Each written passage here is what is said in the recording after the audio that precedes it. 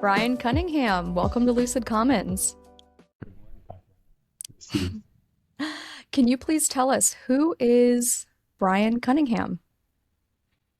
Tatiana, honestly, I'm just like you. I'm a fellow human tripping along, trying to figure it out one lucid or not so lucid moment at a time. And really that's it foundationally. And then that thing that we are, fellow humans, expresses itself through various roles and responsibilities, right? Worker role, husband, family, friend, student, all those things. But foundationally, where I'm grounded is really just like you. I love, how you describe that. I'm just a fellow human, confused, trying to figure it out in some way, shape, or form. That's about it. I think we're all still trying to, I don't think you ever really figure it out. I think that's one thing I've realized in going through, a messy middle, a liminal space in life is, you know what? I don't know that I'm ever gonna figure it out, whatever it is, right? Yeah, We wake up and we can do our best every day, and do our that's best. it. Look for opportunities to express, this emerging who we are and why we're here kind of thing. Hmm. Can you talk to me a little bit about, you said lucid, right? So the theme being lucid commons here and lucid moments or maybe not so lucid moments. Can you share a time over the arc of your life where you had a lucid moment? Maybe you felt like you gained an awareness or you woke up or you learned a new idea or something that just transformed the way you see yourself or the way that you see the world. Can you think of a Yeah, time? yeah, yes. Throughout life, right? As a child and growing up, you have these little lucid moments sprinkled in.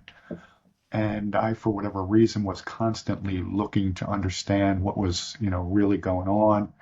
And so I can recall just in the mundane experiences of life being a little bit clear about somebody's feelings or an event that was unfolding. So these little sprinkles of lucidity. And it became kind of a theme for my growth as I had gotten older and more clarity in life and was drawn to practices, awareness practices, meditative practices, where I would have certain experiences, insights, certain moments of clarity. Um, I think you also find that in the middle of activity, you can find moments of clarity or experiences of clarity. So yes, all along, um, it was occurring.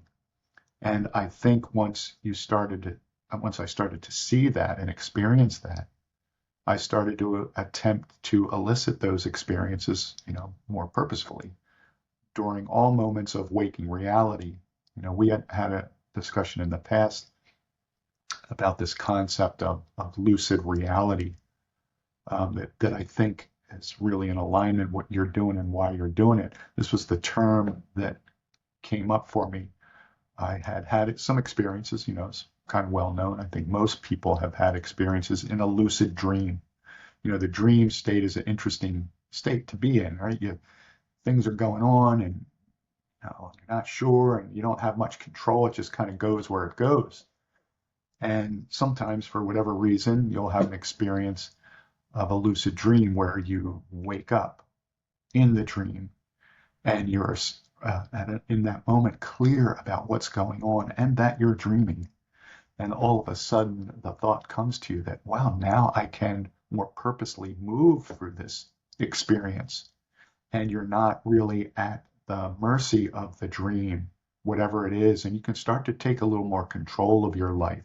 You can do fun stuff in the dream, right? You can fly or walk through walls or, whatever, get out of a challenging situation and also receive kind of insights in the dream. And often when you wake up, right, out of that dream, you can bring much of that back and, start to ponder and integrate these experiences in the dream state. Have you And had a lucid dream before?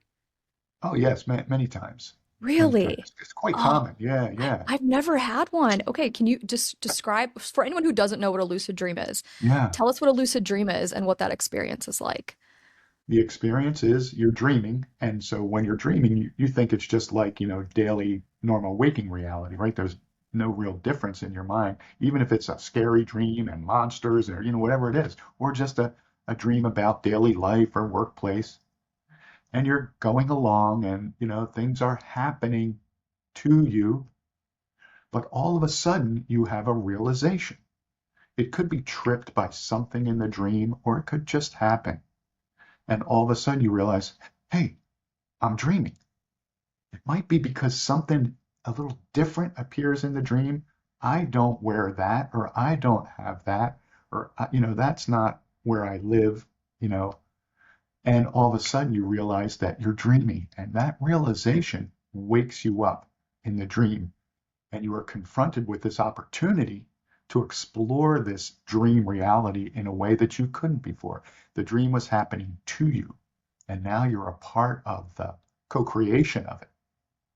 And whatever comes to mind, you may think, wow, this is interesting. I can start to guide things. Or again, other thoughts may come. Hey, I bet I could fly, or I bet I could walk through this wall, or I bet I could, I wonder if I could.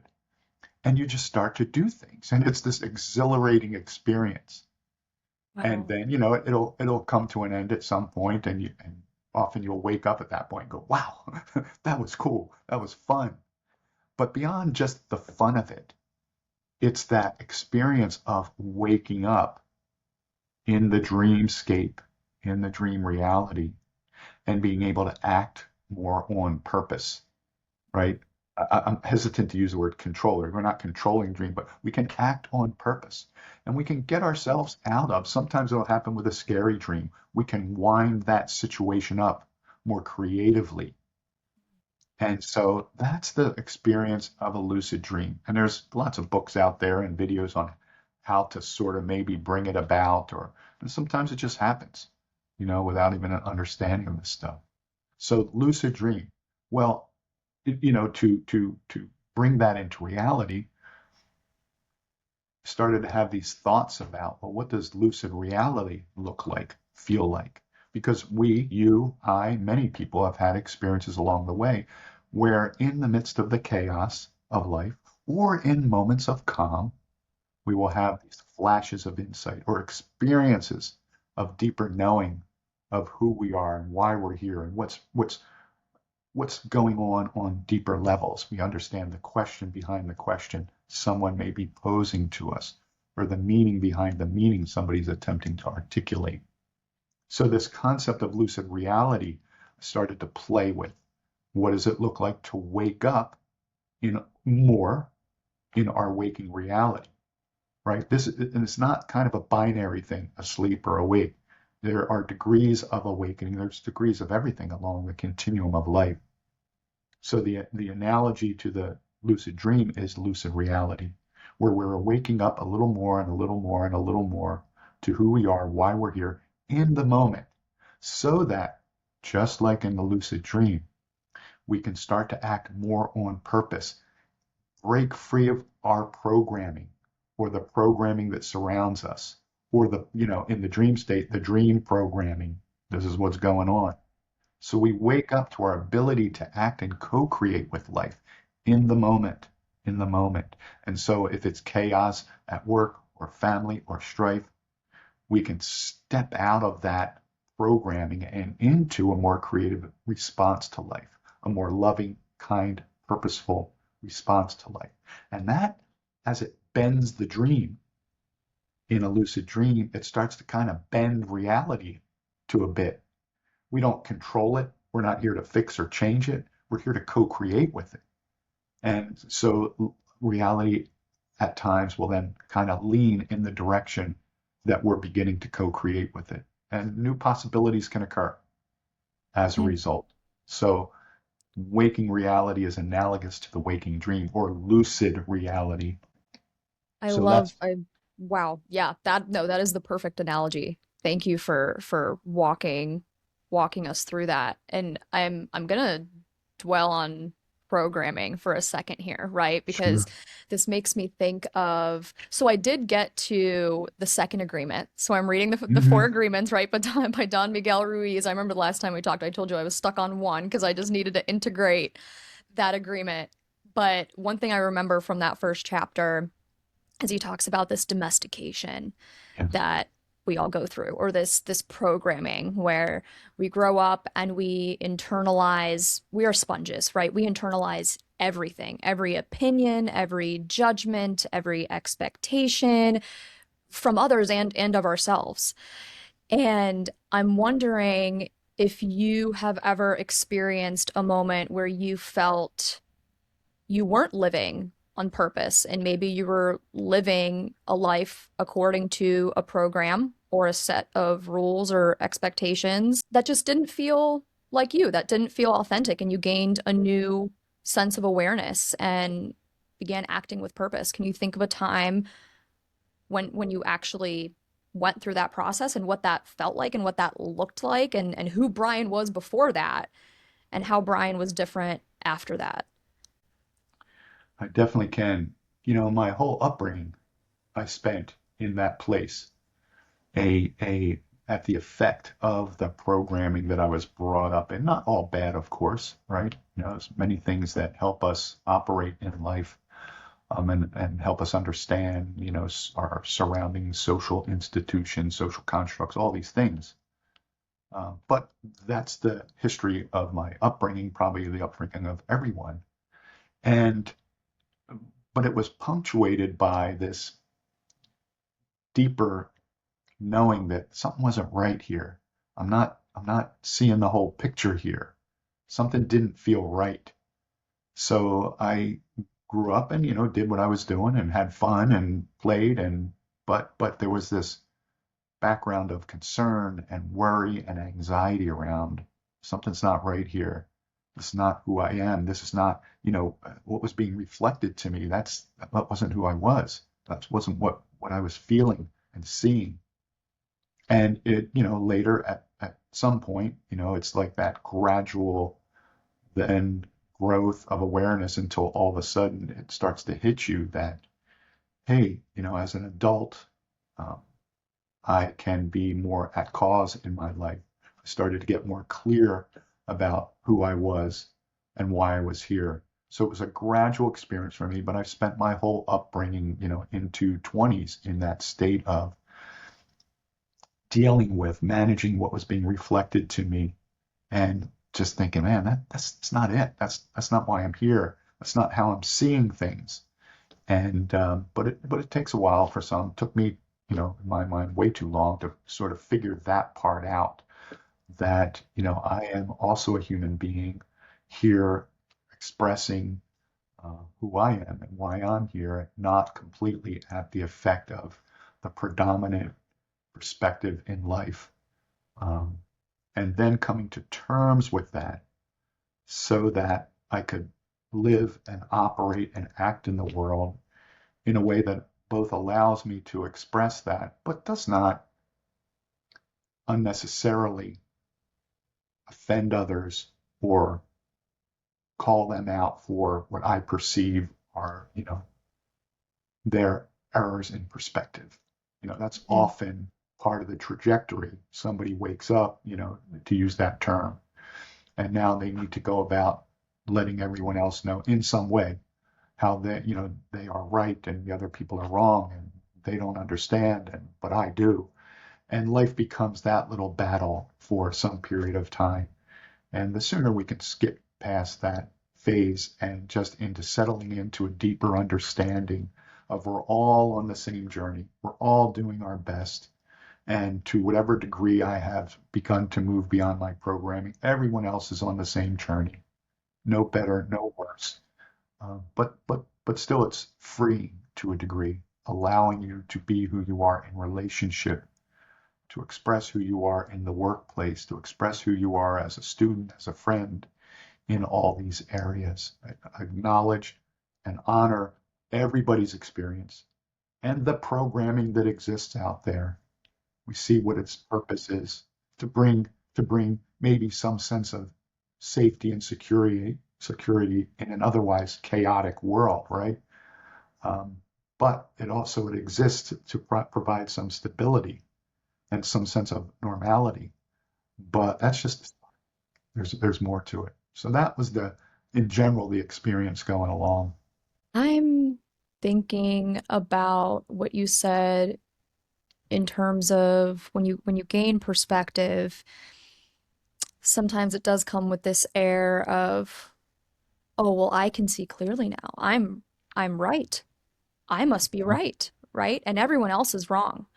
And I've gone through moments where I've felt that way, right? Where Mm-hmm. you almost feel, like the fog is lifted off and you're just like, oh, that commercial, I can see clearly now, Mm-hmm. like Mm-hmm. I that's part I think that's part of the problem of our modern day, right? Is we think that somebody has to be right and somebody has to be wrong.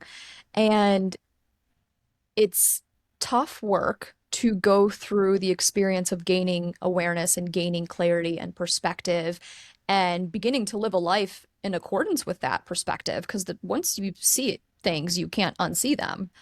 And to not live in alignment almost creates more of this internal struggle and, cognitive dissonance, right? Mm-hmm. But getting stuck in the trap of thinking that you're right or superior in some way, I just don't think I think that's part of our problem in modern day. And I think that's part of why we're so polarized is I'm right, you're wrong.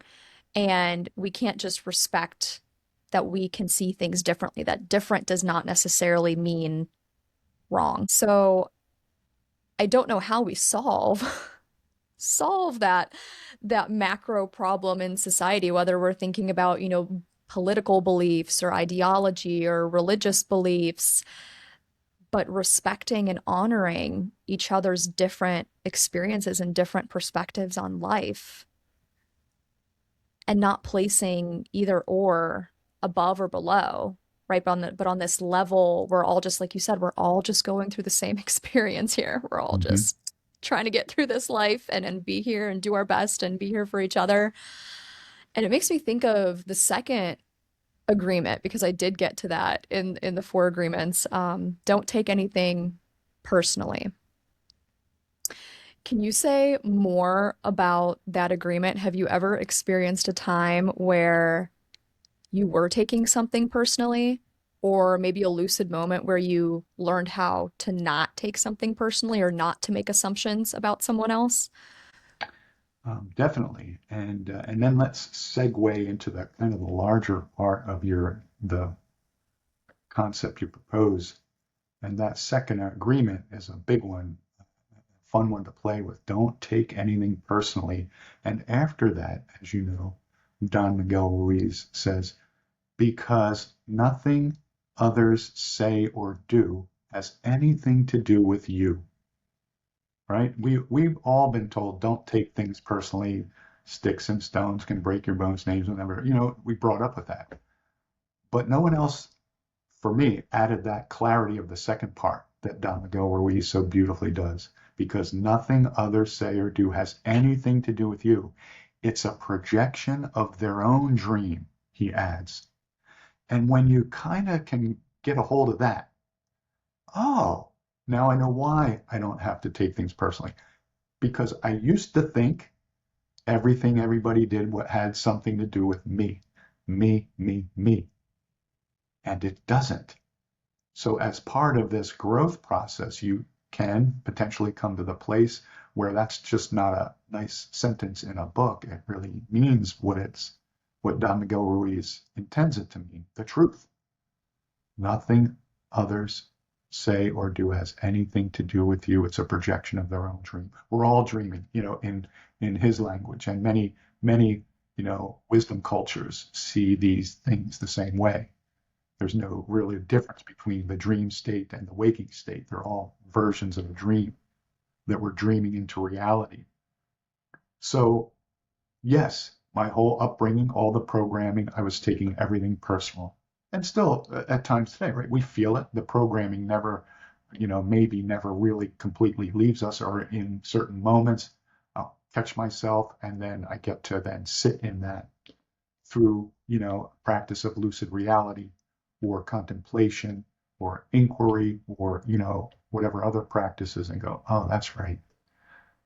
Nothing that say or do is about them. And then I can focus more on the real issue. How can I help? How can I serve? What's needed in this moment? Do I need to respond in a certain way? Do I need to just stay quiet and listen to the other person?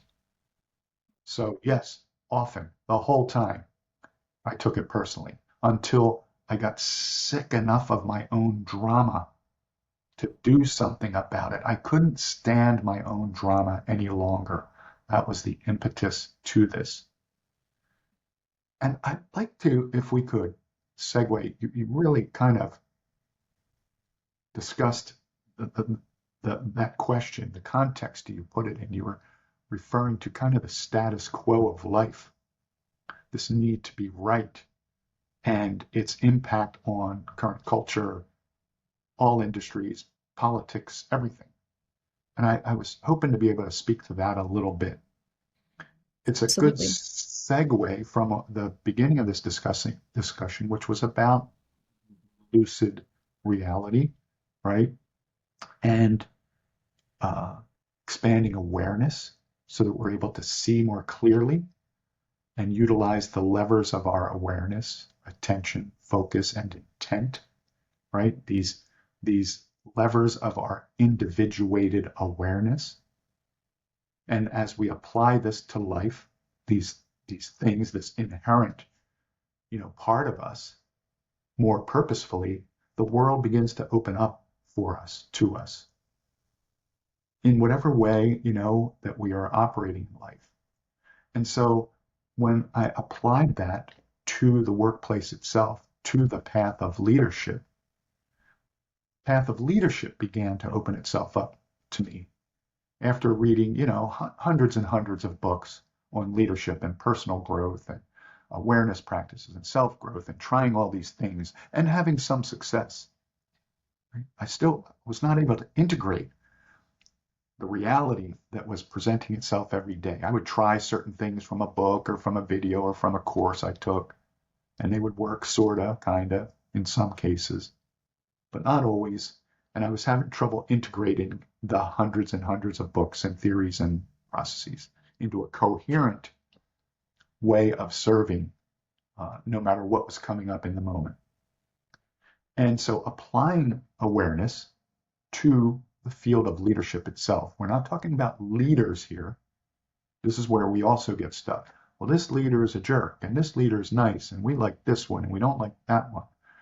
Instead of focusing on leaders, my focus was on leadership, the field of leadership.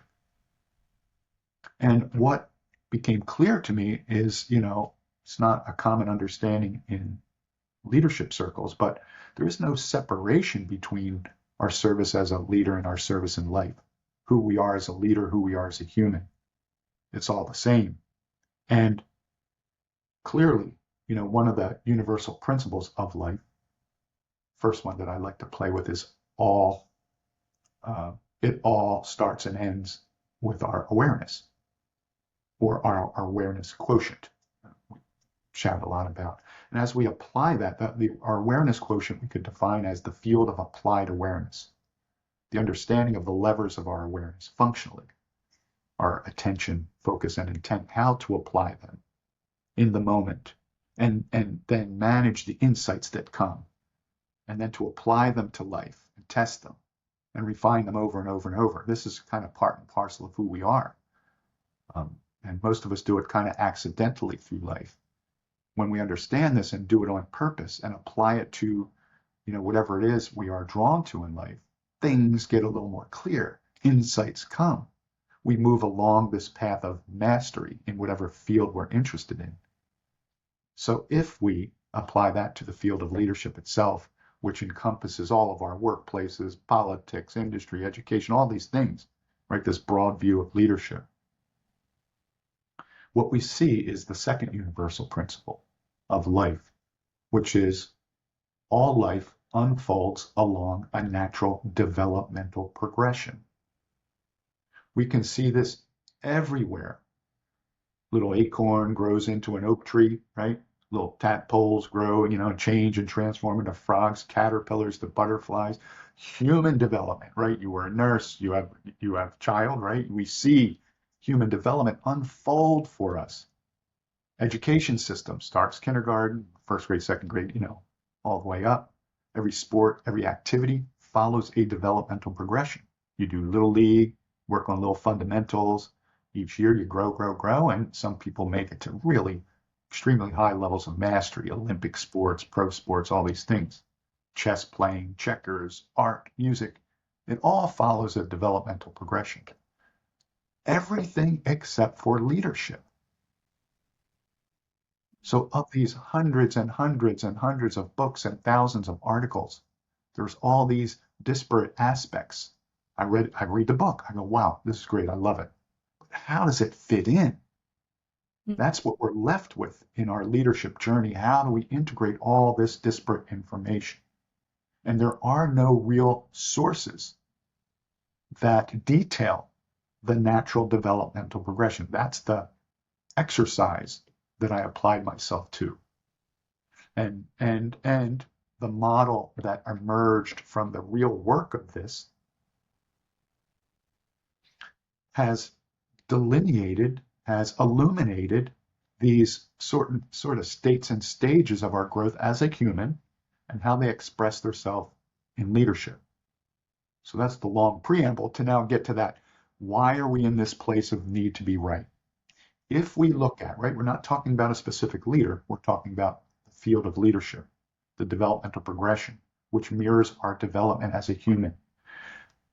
One of the early phases of leadership is, as we all very well know, authoritarian leadership. This need, this desire to control others and the world, the environment. It's all about control. That's where I feel secure. That's where I can express my power. It's the only way I know, or it's my default mechanism to express power. We see this sometimes in children and young adults and even adults as we grow, if we stay arrested, stuck in those stages. So this mirrors our growth as a leader. It also mirrors much of the programming out there in leadership, right? Out of the industrial age, as we continue to evolve along, authoritarian leadership was the predominant expression. It's my way or the highway. If you don't like it, you're fired. You don't ask questions in the workplace, you just follow orders. Ooh, look out for the boss. They're in a bad mood today, right? All these sort of authoritarian approaches, all about control.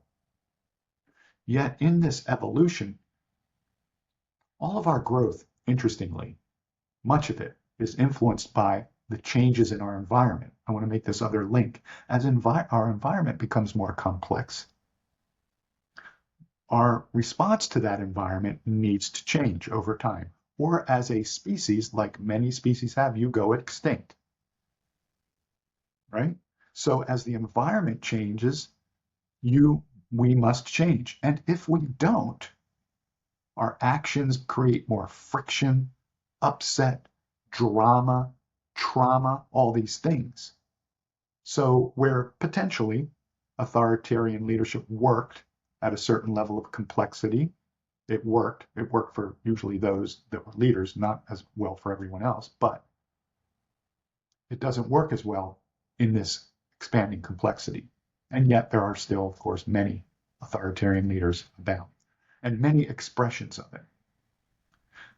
However, as we've moved into the information age, which we're all well grounded in now, the internet, computers, IT, all the technology, the information age, the hallmark of it is information, data, evidence, best practice, and in social media, various opinions, thoughts, perspectives. So now what we have is through the sound bites of social media, right? In the past, maybe our depth of understanding came from immersing ourselves in a book or in a topic. Now it's quick sound bites of information. And now we think, we're an expert in something. So with all this information and data out there feeding into people's brains, It starts to ground us in this second level of experience.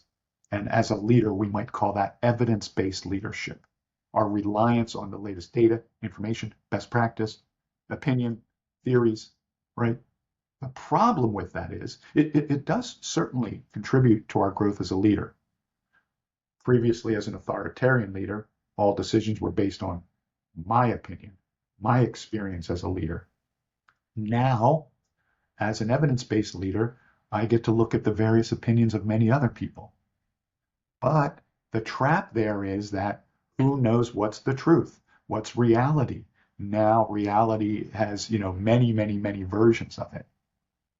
And so I would say this, the first two levels of leadership, authoritarian leadership and evidence-based leadership, the need to be in control and the need to be right is level 2. Here we go. This is where we're, long drawn out tangential Oh, yep. exploration. Take us there. Here is the status quo of leadership. Most leaders, maybe most people, if you read certain studies of social development, human development, are grounded in these first two levels. Different developmentalists will call them different states and stages of a different name, a different color, whatever it is. My focus has been on clarifying this from a leadership perspective. And you'll see that the status quo, meaning most people will be in these levels most of the time. That will be their default. That does not mean that they're good or bad. It does not mean that any leader at any time or any human is not capable of doing great things and operating at much, much, much higher levels. It just means that their default level is back here. Doesn't mean they're bad or wrong. They can do great things, do great business and life and happy family, all that. It just means that their ability to serve will be limited as complexity increases. That's the only challenge. And so that's the challenge we see. We have these complex social issues, environmental issues, workplace issues, societal issues, gender issues, name it. But our ability to deal with this increasing complexity is still stuck back in my day, right? Authoritarian, or, well, the latest research says this, and then somebody else will say, but my research says that, and then somebody else says, well, right? So this is the trap. And so now you'll see this play out every day in all industries, politics, of course. One group of people, it's all about control, and they will do anything to gain and maintain control. Other groups use data, information, best practice, all this, opinion, theories, and they will use any of that to project that they are right. One group wants to be in control, one group must be right. And they're both sort of, two sides of the same coin. It's still, because they are still so closely connected, these early developmental levels, they're still doing pretty much the same thing. How do we maintain control through us appearing to be, more powerful or smarter or better? And so I think the beauty of what you are facilitating, Tatiana, these discussions, outside the box, that's can be helpful to people to elevate the dialogue. What we have for the most part in life, in social media, in news, everything, is this battle, as you articulated earlier, of this group that must maintain control and this group that must be right. Again, they're very closely related. And the only way, and many very intelligent, caring, concerned, compassionate people will step into that world and attempt to fix it from that level. And they will either get eaten up, canceled, belittled, ignored.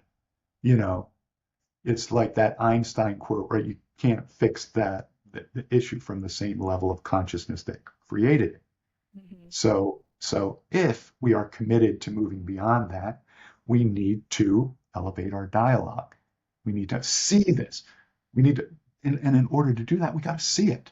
We can't step out of it until we've been able to see it through somebody else, illuminating that for us, or experientially it occurs.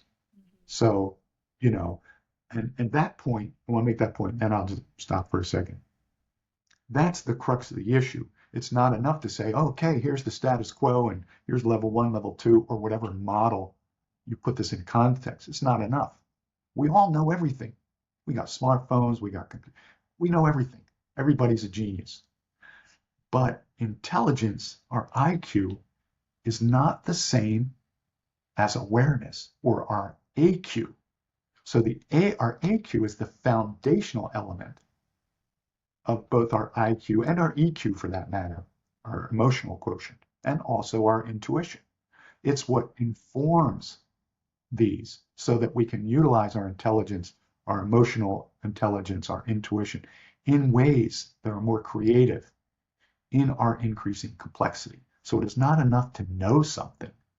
We must internalize, experience, play with, realize, right? Realize, make real. And that's how we, whoever we is, individuals, small groups, begin to step out of this and create kind of pockets of creativity and love and compassion and service and support, even within the context of what's going on, right? The status quo. Some people say, well, we got to fix that, and then we'll be able to do that. Others, like yourself, we're not going to wait for that to be fixed. We're going to create an alternative approach to perceiving life, to serving and supporting each other. And perhaps that grows and, you know, I want you to take us on the journey to servant leadership. I do sure. want to dwell here for a second in these two stages Hmm. about the need to control and the need to be right. How much of that do you think, well, I know there's some neuroscience behind that, right? Our limbic system growing up in, Hmm. or evolving throughout tribes, right? Tribalism and a sense of belonging and, needing to eat, right? And survive, literally our primitive brains, our survival brains. I wonder how much of that is a product of our environment, our modern container that we live in, and what is the threshold. I see it as we're in modern society, we're swimming upstream. It is a challenging, challenging thing to be a reflective, introspective. I think it's a privilege really today to have the time to read and write and be reflective and introspective and to gain a sense of clarity and to live on purpose.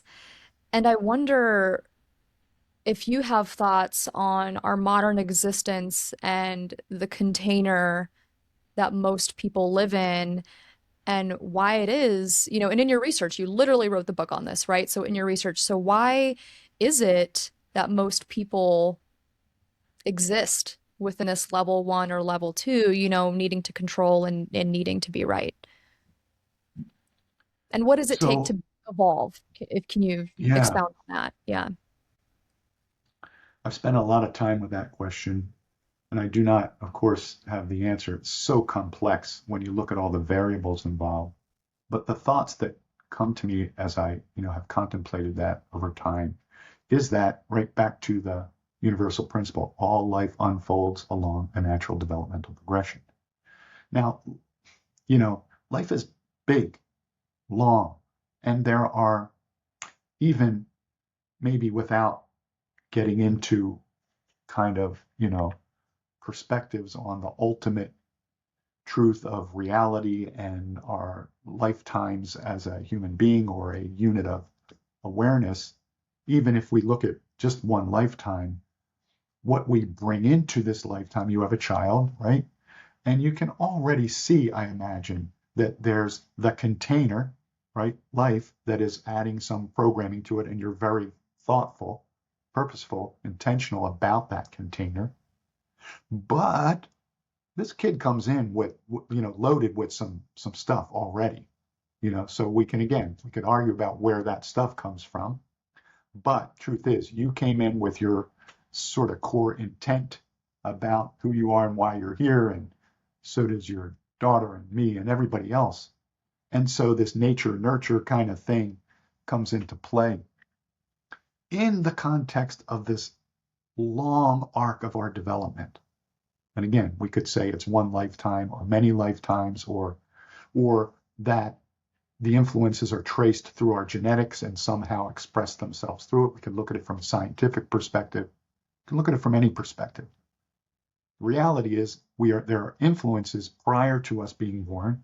Again, choose your model to look at that. Then what happens as we sort of come into ourselves here, and then the container, what that's feeding us, projecting, reflecting to us, and the developmental progression continues. And it's a long arc. So when I look at why are some people in this or that, the answer is really, it's just because that's where they're at along the journey. The journey is long. I remember, I am still, right?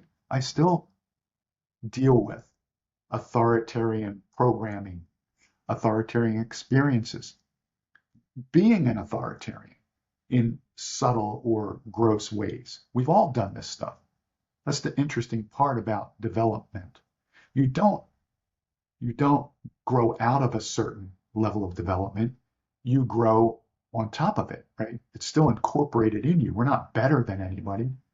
As a matter of fact, we're more connected to others who are stuck in authoritarianism or being right. It's like, oh yeah, I know that one real well. I got you.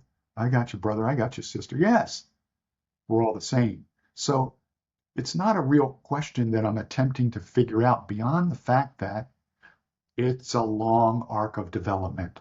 And that's how it is. Our real purpose here, the real benefit to understanding developmental sequence is so that we can act in life with more understanding and compassion and service. I have no resistance to an authoritarian leader or an evidence-based or a coaching leader or a trans. It's just, oh, okay, this is the circumstance. Now, how do we play in this in a way that serves each other most productively? So it just kind of is what it is. The fact that different studies will show some high percentage are in more reactive developmental stages or level 1, 2, or whatever people call that. The name does not matter. All that means is they're on the same journey as we are. We're no better, no worse. We still do those kind of things. However, we've developed a little bit more freedom with our ability to serve ourselves and others most of the time, especially in a challenging situation where most people, right? Everybody's a great leader when things are easy. Everybody's a great spouse, parent, right? Friend, leader when things are easy.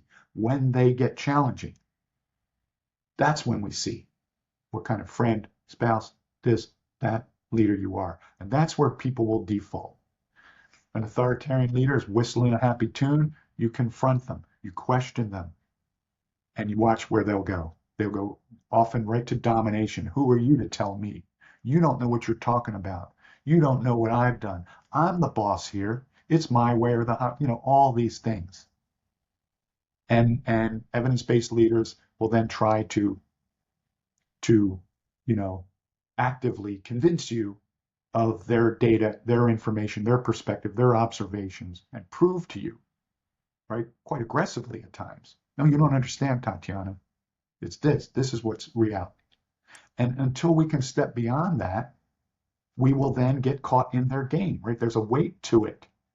And you trying to out-dominate somebody, or people would tell me, Pastor, you can't let them say that. They want you to out-dominate the dominator. Or tell them what's right, and that's the game. And in order to most productively serve and support others, we got to step beyond that game. That's through our development. So to your question, yes, why are people there? It's just the journey. Hmm. It's just the journey. The fact that so many people are there, or it's not important other than the observation of it, which then causes us to think, so how do I serve with the most compassion, understanding, creativity, productivity? That's the question. I'm having a lucid moment as you're talking. I mean, geez Louise, I think I look back on different leadership positions that I've been in, just being a leader in my own life, of different organizations, in different professions, and I can think of times where I was definitely stuck in authoritarian, micromanaging, right? Mm-hmm. Micromanagement and the need to control every tiny detail.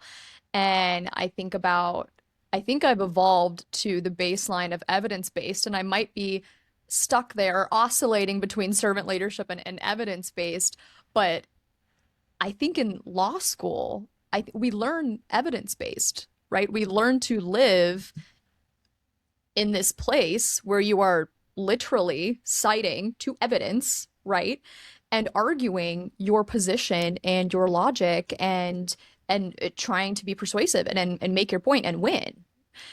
And I'm just wondering how many attorneys may get stuck there because that's what we learn. That's literally what we learn when we're in law school.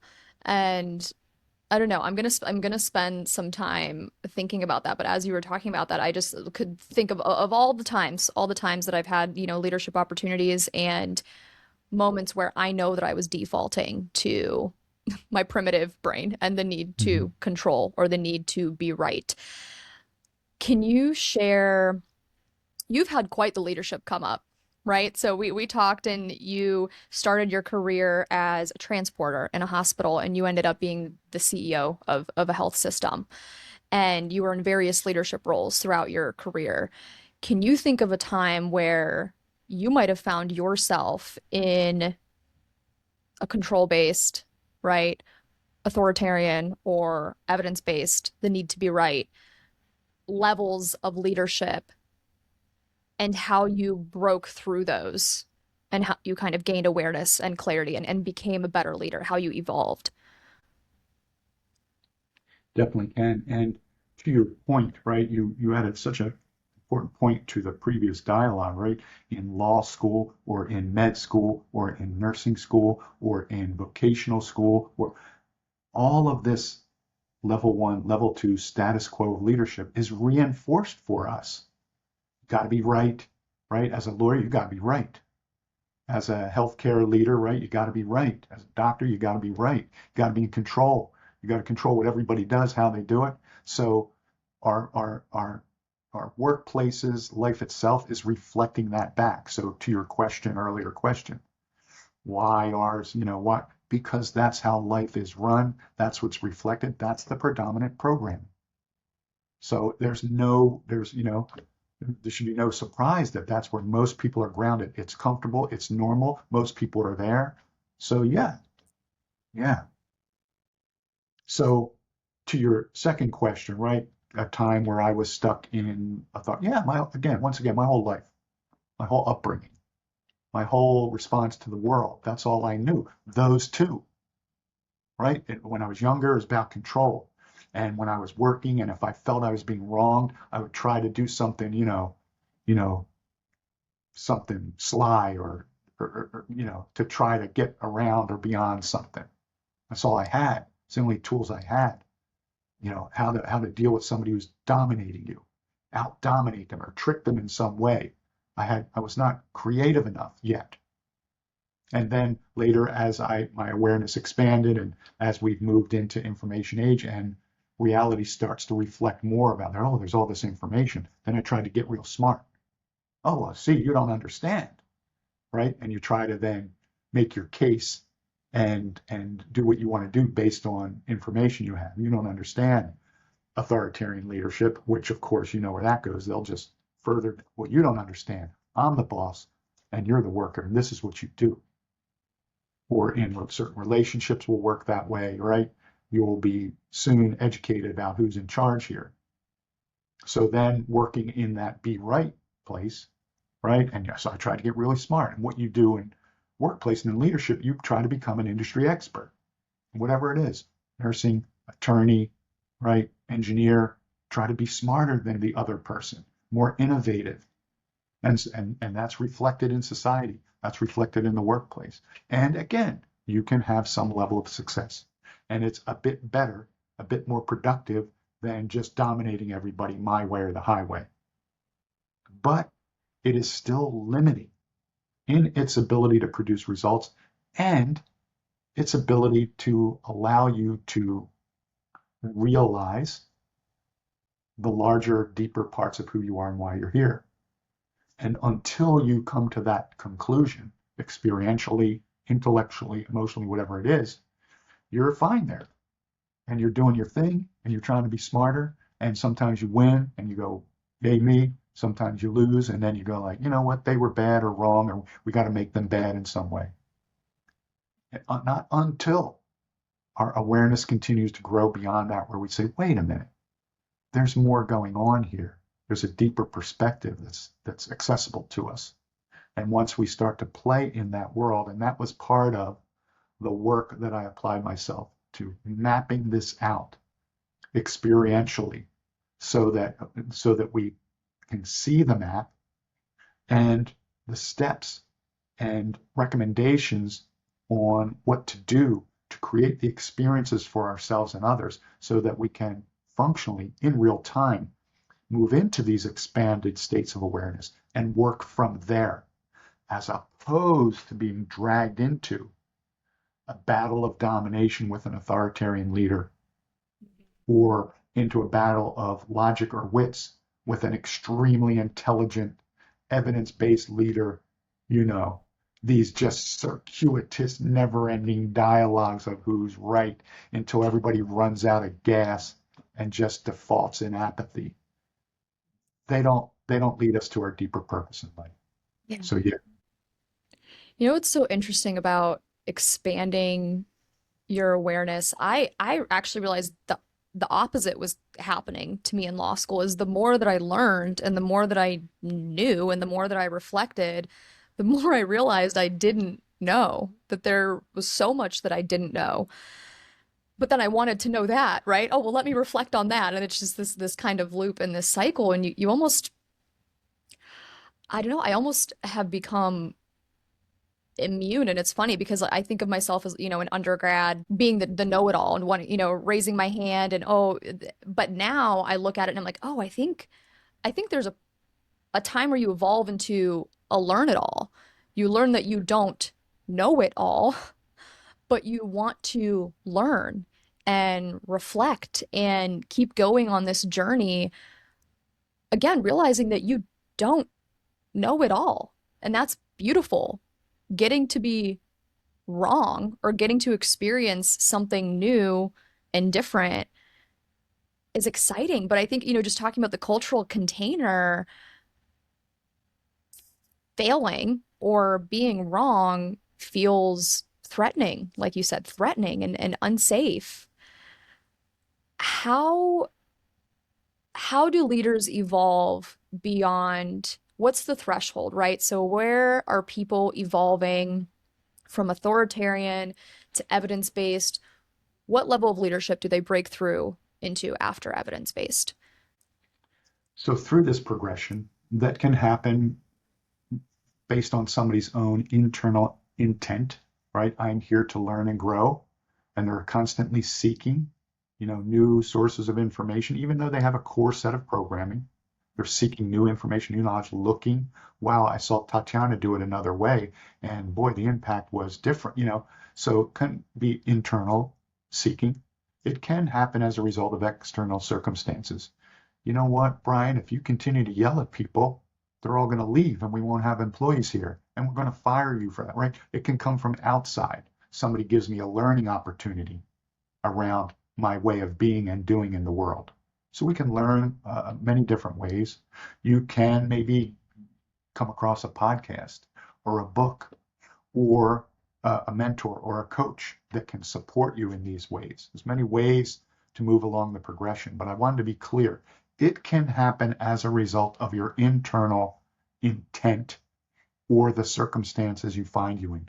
Life itself is pulling us along the developmental progression. So if we do nothing in and of ourselves, we don't read, we don't listen, life will pull us into this direction. Life will continue to show us over the longer arc of our experience what's really going on. So it's going to happen one way or another. It's not a matter of if, only when. So but as a result of any of those things, we will come to greater understanding of our service as a leader and move into the next phase. We will be drawn into the next phase of complexity because our authoritarian tendencies and even our well-researched evidence-based practices will no longer work as well. Very common where look at a best practice. This other organization does it this way. And so we grab that best practice, we shoehorn it, copy and paste it into our organization, and guess what? It doesn't work as well. Our culture's a little different. Our systems processes are a little different. There's these subtle differences, and it doesn't work. But as a leader, we go, okay, we implemented a best practice. Our work is done. Meanwhile, the rest of the workforce is tasked with finding the workarounds to make this thing work. And we move on and talk about how great we are and go for the next best practice. But at some point, it becomes clear to us that doesn't work. So we move into this next expression of expanded awareness, and we could call this coaching leadership. Coaching leadership, whereas level 1, authoritarian, is based on all my experience. Level 2 is based on my logic, best practice research, my intelligence. Level 3 is this kind of creative side of the brain, right? Integrating intellect and creativity to create services, products, address problems based on taking data and information and using it in a way that works for us, right? So we could say that level 1 is about experience, level 2 is about data and information, level 3 is about knowledge. Knowledge is the right use of experience, data, and information, and the ability to be a systems thinker and to be able to understand that we can modify data, information, best practice in a way that best meets our needs. It's called coaching leadership because coaches do this all the time, right? Whatever team they're facing, they go, okay, they do this. We're going to have to modify our offense. We're going to have to do this. They're making modifications all along. Coaches, you bring up, being wrong is devastating to an authoritarian leader or an evidence-based leader. Being wrong to a coaching leader is just new information. Whoops, that didn't work. What's the next best answer? What's the next right decision? A game, fast-paced game, moves along. You can't dwell too much on something. You got to learn from it, move on. What's the next best answer? So the next expansion of awareness that allows us to be more effective in our growing complexity is coaching leadership, based on our knowledge of the right use of what came before us, right? Authoritarian, all of our experience, data, information of evidence-based, we incorporate into this awareness that, hey, we can modify that to better meet our needs. And our power, where power of authoritarian comes through my experience, my hierarchical position. Level 2 is from how smart I am, I'm right. My power in level 1 and 2 come from me. Level 3, our power as a coaching leader comes through the empowerment of others. For a coaching leader, it's all about the team. So this expansion of awareness takes us outside of ourselves, connects us with those other fellow humans on the journey, and looks for what we can collectively create. And so our ability to be successful and productive and to have our teams feel more included, actually be part of a team, expands exponentially. And it continues. There are limitations in coaching leadership, using experience, information, left and right hemispheres in the brain. I'm going to bring us to servant leadership, your earlier question. The next expansion we will experience, we can have a lot of success as a coaching leadership. This is where the concept of change management exists. We can change things, fix things, right, on the fly, adaptable, flexible. But at some point, this has happened across society, something else, wait, we were still left wanting. There is more, right? This has been happening for many years. In the 90s, Daniel Goleman wrote the book on EQ, right? Emotional intelligence. There's more to it. It's not just about being effective and successful and this and this and this. Many people were craving this connection to our heart. And so in this complexity, what fills that void, right? These levels of awareness come about through response to increasing complexity, which spawns a leadership approach that is geared to be able to address that very complexity. And here we go into level 4. We move from experience to information to knowledge, level 3, to understanding. Understanding connects mind and heart. And until we connect with our own mind and heart, the heart, you probably know, right, is its own source of wisdom. And there are numerous neurological connections between brain and heart, and the heart influencing these primitive parts of the brain. So this is not like woo-woo, connect to heart, fuzzy stuff. This is real. I will share And just a fun fact real quick that I learned. Your heart actually has 40,000 nerve cells that communicate directly with the brain. It's literally called the little brain of the heart. Isn't that crazy? yes, It literally has its own yeah, brain. is Okay, sorry. I had it was is like real. perfect moment for I just learned this fun fact, so I had to throw that in there. Thank you for grounding us there. Level 4 transformational leadership is not some fuzzy thing. This is real. And to exclude the little brain from your experience and your leadership will limit you. Again, doesn't make you bad or wrong. It will limit you. That's all. So once we perceive this intellectually, we read it, we experience it. When we are able to connect our own mind and heart, we are now in a position to connect with the minds and hearts of others. This is the transformational experience. You can read about transformational leadership, right? The research, it's about working on an inspired, shared vision, blah, blah, blah. It does not talk about the connection to the heart. This is where the experience of this developmental progression adds to the research that's out there. So now that we connect our own minds and hearts, we're in a position to connect with the minds and hearts of others, whether we're an attorney or a doctor or a nurse, right? This is the differentiator between an attorney, maybe small a, and an attorney, capital A. Right? Attorneys have hearts too, and there are attorneys that bring heart to their work in any industry, right? There are people doing these things. So now, with connection to the heart, we can create transformation. At level 3, we can create change. At level 4, we can create transformation. Change makes things different, while transformation makes us different. That's the big leap into transformational leadership and the experience that you can share with your teams. And yet the growth continues and the complexity continues, right? And so now, okay, yep, I've built upon my experience and data and information and modifying to meet our needs, and now connecting with mind and heart as a transformational leader. And I'm having some success in creating results. However, complexity, especially in this day and age, calls us into, within this growing complexity, being able to create more sustainable results over time. And this pulls us into this next level of awareness, which allows us to express this next level of leadership, right? So these levels of leadership are expressions of our awareness. They're not the book on servant leadership written by Robert Greenleaf in the 70s. Every leader I've ever talked to says, oh yeah, I read that. Well, where are all the servant leaders? So this points to the developmental issue. If you're a level 1 leader in authoritarian leadership, somebody hands you servant leadership, you'll go, yeah, great book. Or you'll say, oh, that's for whatever. That's fluffy stuff. Throw it away. Can't see it. Can't actualize it.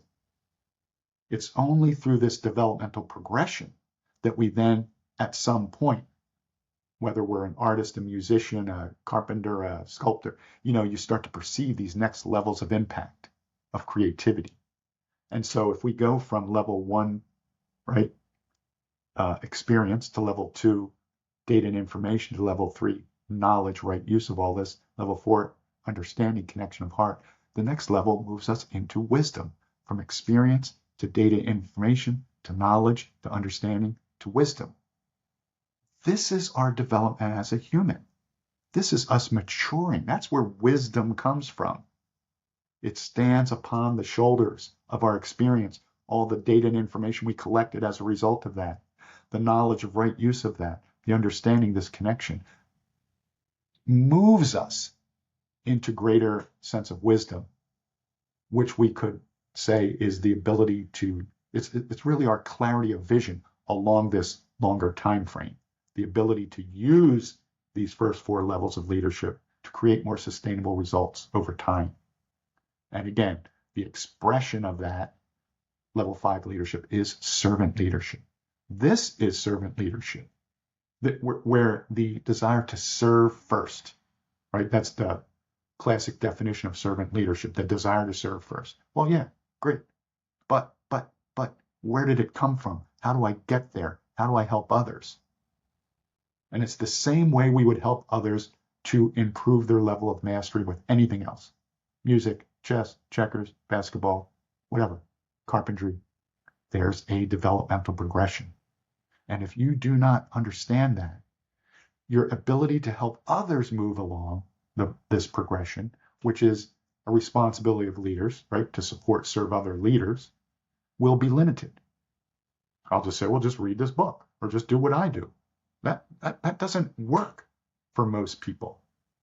So how do we get to servant leadership? It is a developmental process influenced by both our nature, right, and our nurturing. How do we do the things to get there? To be able to express it skillfully in the middle of complexity. You may have come into this experience in reality for whatever reason with this desire to serve first. You are heart-centered, you are connected, you are all these things. But put that person then in the complexity of, attorney situation, healthcare situation, work situation, complex family dynamic, and they won't be able to then actualize or move others forward just based on their heart connection or their experience, or their perspective in life. It is much more complex than that. And this is why we need sort of both sides of this developmental equation. The first universal principle. It all starts and ends with our awareness. We must grow and expand our awareness. Many ways to accomplish that. And if we're talking about leadership, we must have an understanding, working knowledge of the developmental progression so that we can then take this growing awareness. And once again, the operating definition of our AQ is applied, it's the field of applied awareness. When we apply it to the field of leadership service, now we can perceive people where they are, meet them where they are, create experiences using the real work. Like in the workplace, I don't go, okay, certain worker, I see you're stuck at this level, and here's what that means, and here's the developmental sequence. No, we see it, we perceive it in ourselves, we connect with them from that place, and we engage with them and create experiences in the workplace, using the work to create a more expanded experience and outcome. And then we can go, hey, what'd you think of that? Oh, that was pretty cool. Well, it's, and then we can talk a little bit about it and just continue to create the experience. Back around to how do we deal with all this? We got to do our own work first. Then we're in a position to create experiences for others that they may or may not step into. And that is not, of our doing. We just continue to be more creative, more supportive, look for different access points to engage with others, and it goes where it goes. You or I are not in control of that. So, and I'll just make this last point. We got to servant leadership.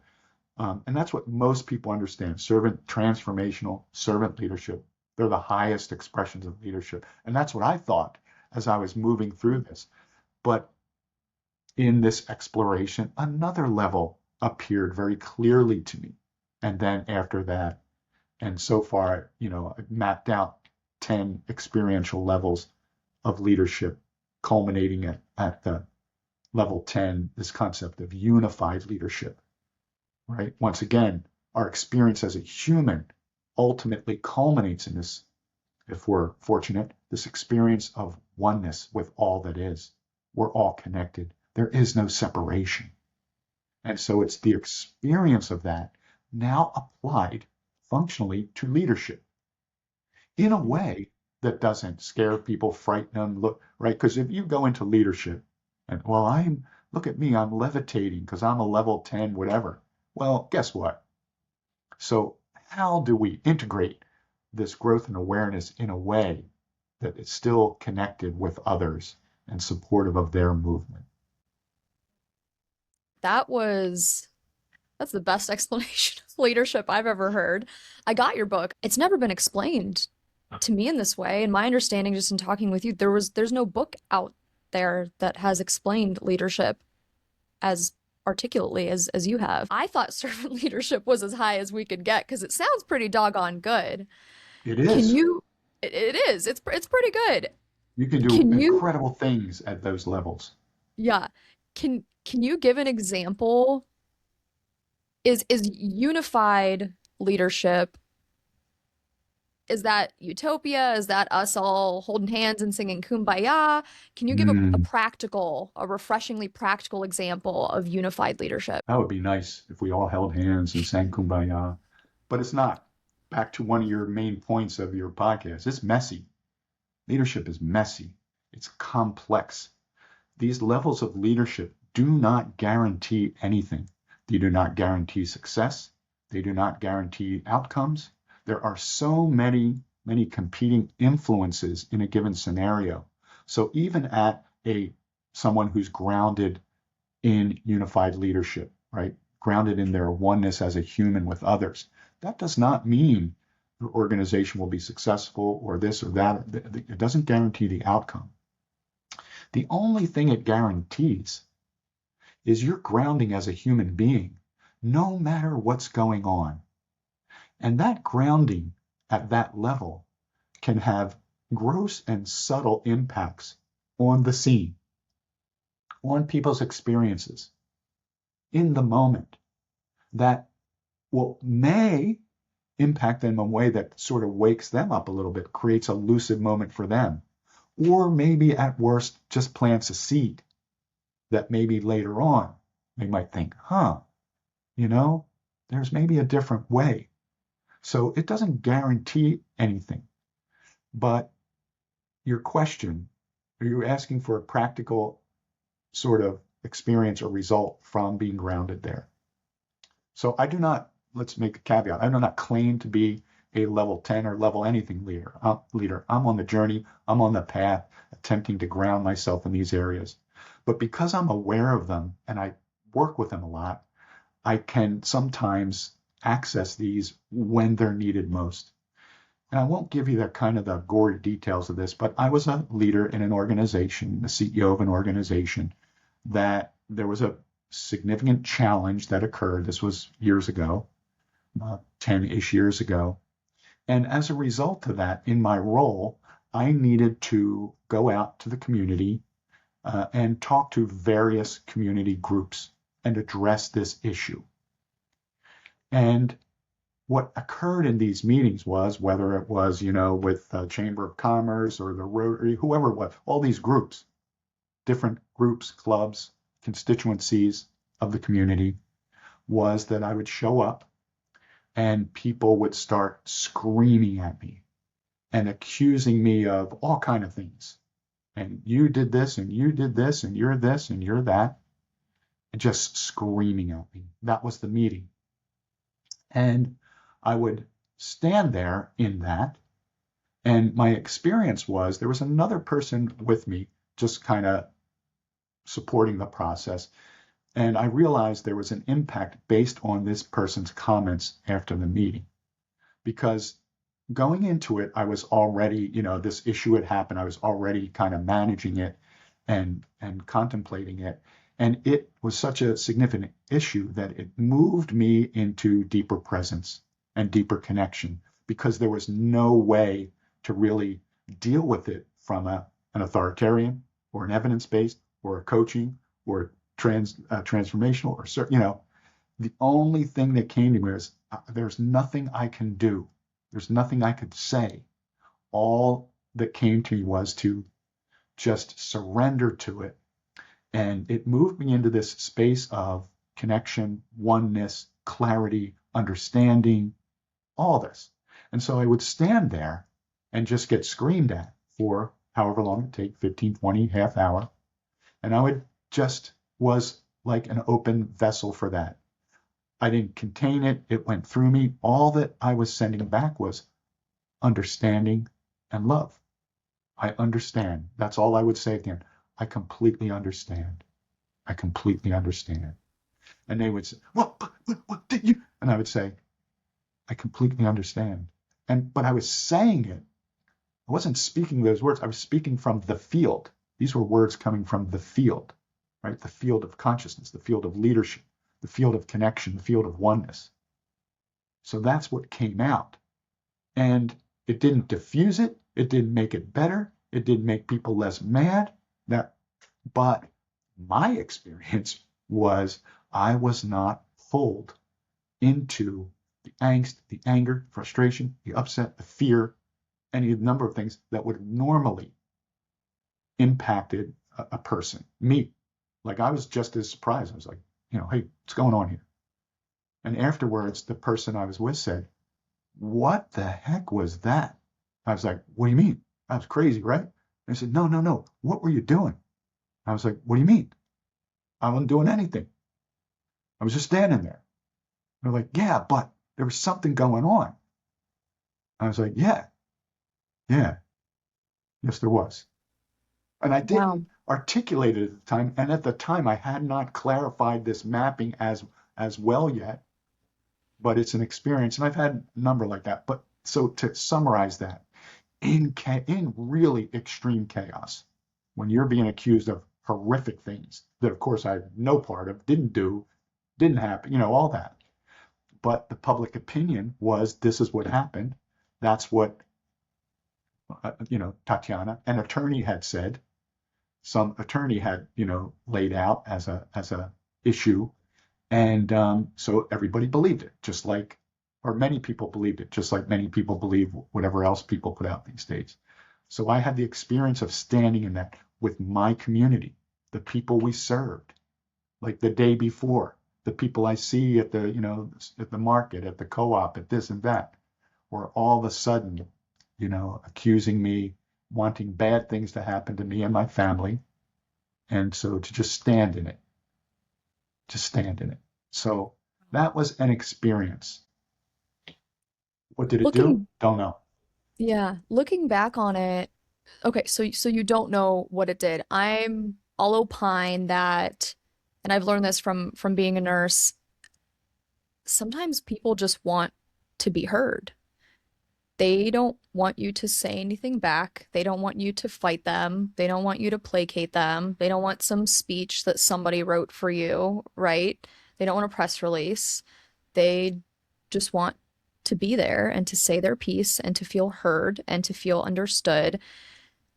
And I think that's also a very deep, primitive piece of humanity, right? We all just want to feel like we are understood, a sense of belonging.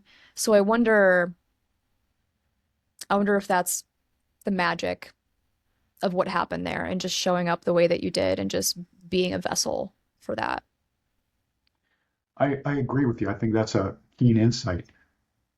Lots of Hmm. things happened, and they happened on various levels. Because when we're operating, right, anything we do, there's levels of impact. And so that was one of the levels of impact. They felt heard. That's not what I was doing, but that was one of the impacts because when you're doing something here, you're also doing, working all across all the other levels. So people that have the ability to feel heard will feel heard. Some didn't because their focus was all about being heard or just expressing their point or expressing their domination or their anger or their dissatisfaction. So they got what they wanted to get out of it. Those that maybe had a little bit of opening maybe thought, oh, you know what? This person understood. and they're going to, do whatever they need to do about it. So this is where I'm using an example. Like when you read the books, it'll say, yeah, but if you do this and then everything magically happens in the organization, everybody lives happily ever after.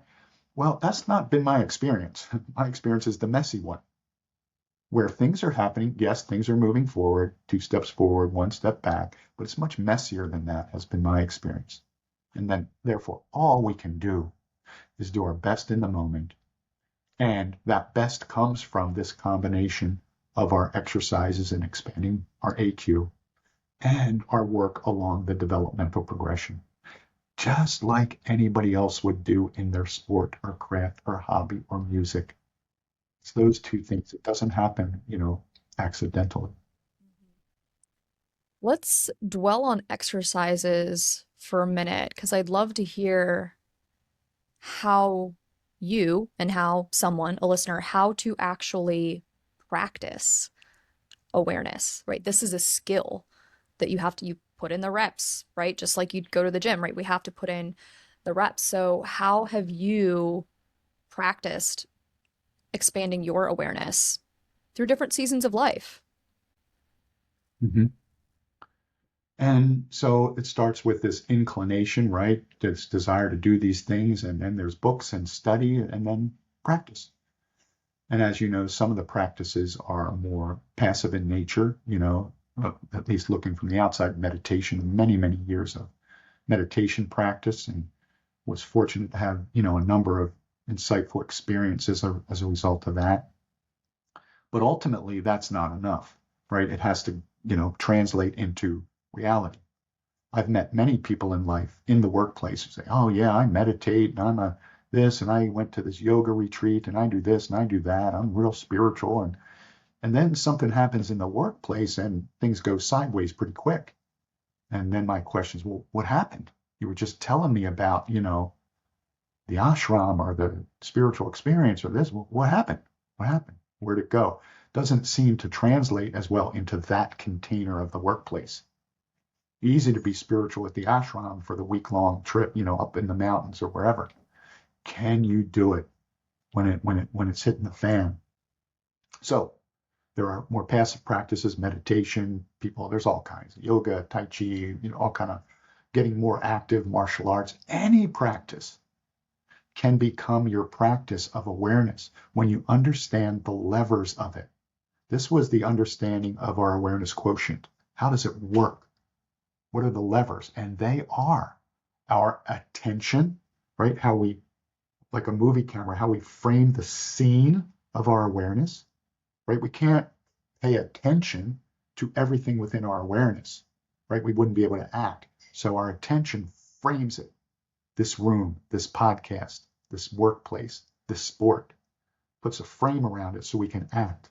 First lever is our attention. Next is our focus, the lens of our video camera, which allows us to drill into real finite, deep detail or expand out for a wider angle of the interrelationships of things. Our attention frames the scene. Our focus we use to extract more information out of the scene. People use these words interchangeably. Focused attention, focused awareness. It's not wrong, but it's imprecise. And it does not allow us then to use these levers. So once I frame, I can be framed here, but I might not be extracting much information. I'm dazing off into space. Focus starts to extract subtle information, question behind the question, subtle body language. And the last lever is our intent. Our intent is deeper than our, willpower, our purpose, or even our intention. It's that fundamental source of our being and doing. And the deeper we connect with our core intent, the more it becomes the driver of our attention and focus. Now we're living in alignment with who we are and why we're here. So we exercise these. When we do that in meditation, meditation is simply the exercising of our attention, focus, and intent. The levers of our awareness are like the method behind the method of all other methods, even the scientific method.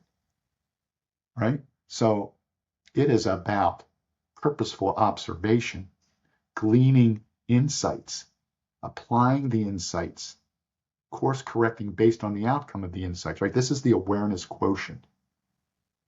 And so it's the method behind the methods. And then when we know that, so you ask for the practice. Traditionally, oh, you got to meditate, you got to take yoga, you got to do this, you got to go on this workshop, got to hold hands in kumbaya. But when you understand the levers, anything, fly fishing, walking, chatting with a friend, anything, any activity becomes a vehicle for your growth and awareness.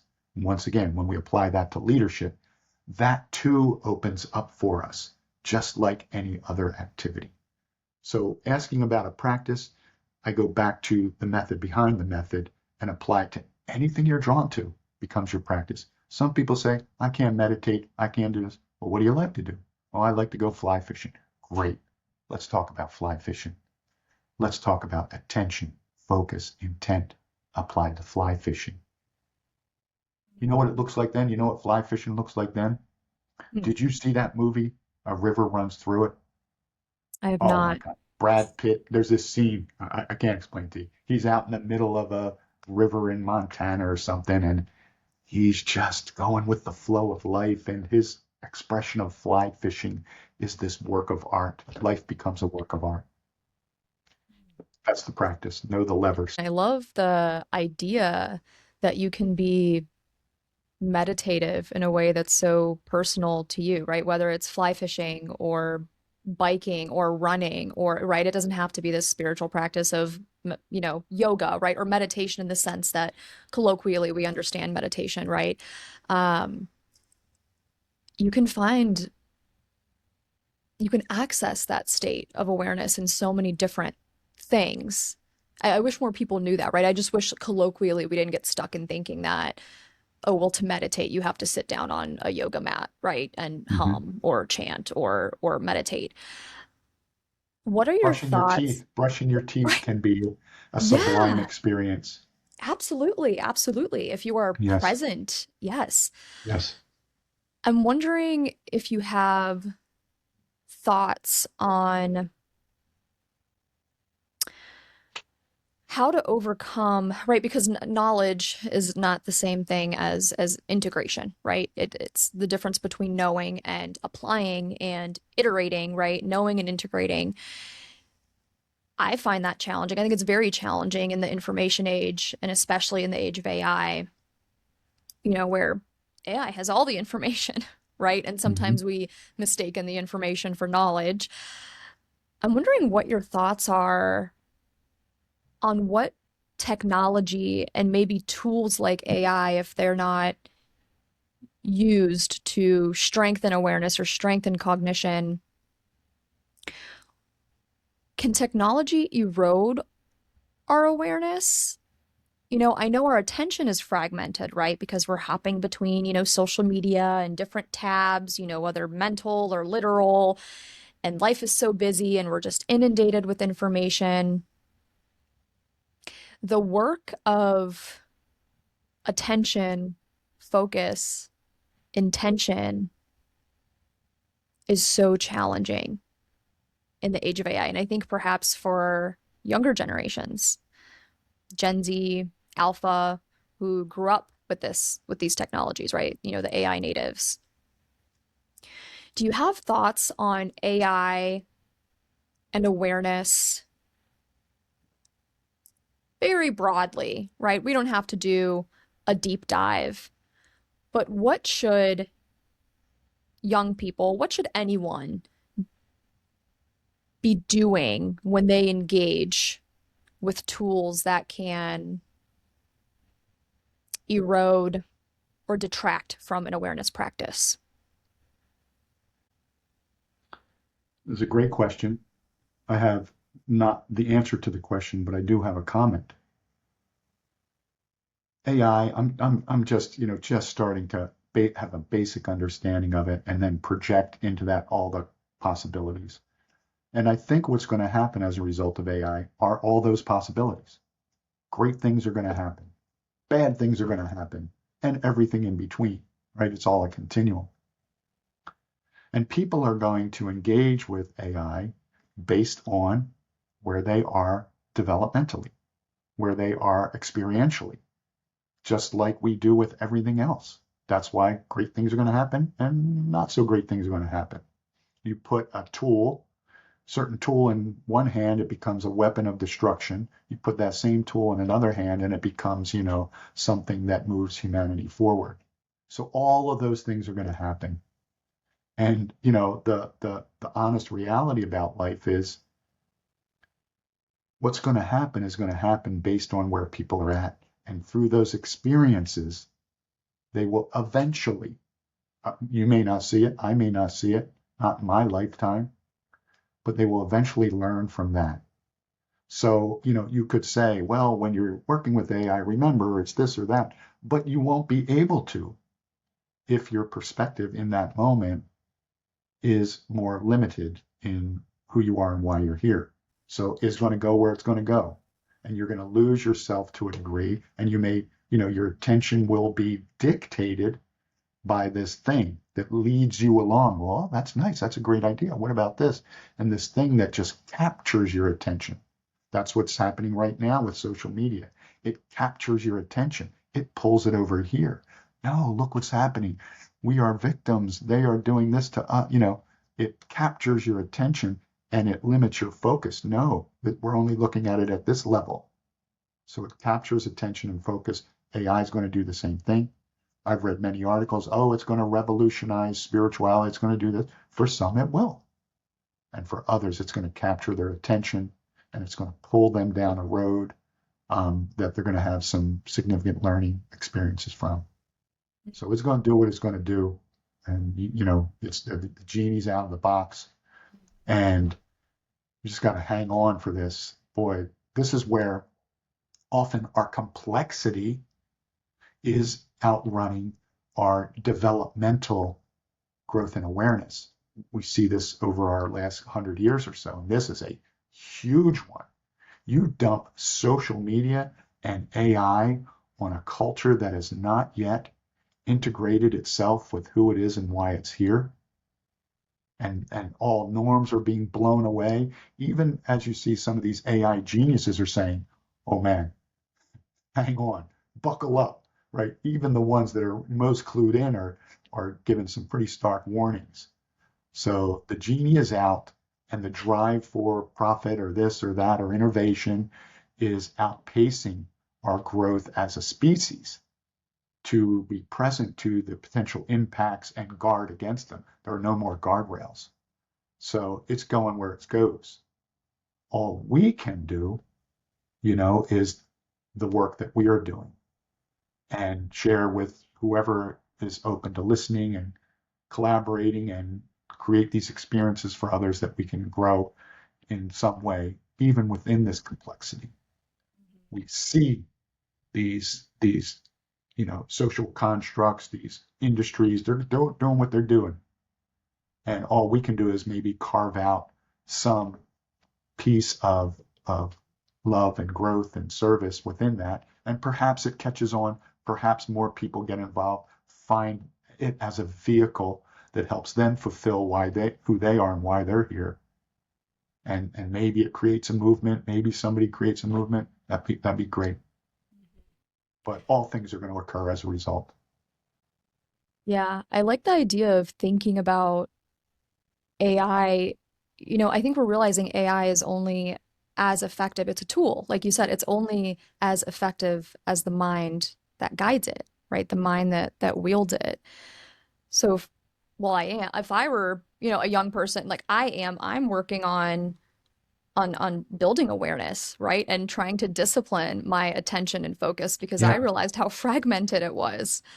And you've given us an incredible framework and tool belt to use throughout that. So thank you for walking us on that journey. I want to close by asking you if you can think of another human being that you have crossed paths with in your life. You don't have to say their name. Think of someone who has touched your life in a way, impacted the way you see yourself, the way you see the world, the way you show up in the world. and finish the line from Wicked the musical. So the line is, because I knew you, I have been changed for good.